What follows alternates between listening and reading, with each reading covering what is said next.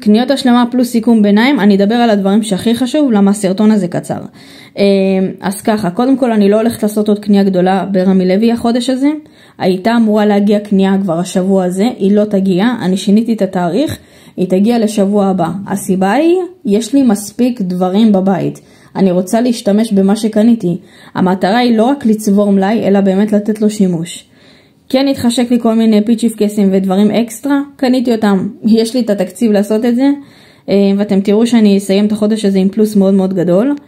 שימו לב, השני תפוזים האלה והשתי בננות, המסכנות האלה, 12 שקלים, על 4 פריטים. אתם מבינים למה אני אוהבת לקנות ברמי לוי, או לקנות במחירים ממש זולים? תחשבו שברמי לוי קילו של תפוזים זה 2.90, וקילו של בננות 3.90, ולפעמים גם 2.90. תבינו את הגניבה. על כמה שילמתי.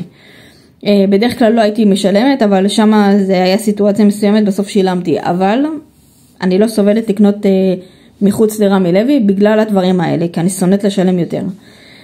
טוב, אז עשינו סיכום. מהפעם האחרונה קיבלתי סוף סוף את הזיכוי של 123 שקל.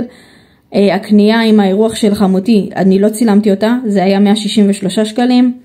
זה היה שם פיתות, גבינות, קוטג', ירקות, קופסה של תותים, גבינה צהובה גם כן קניתי, זה בגדול. עשיתי קנייה של הפירות, קולה ומאפים, 46 ועוד אחד.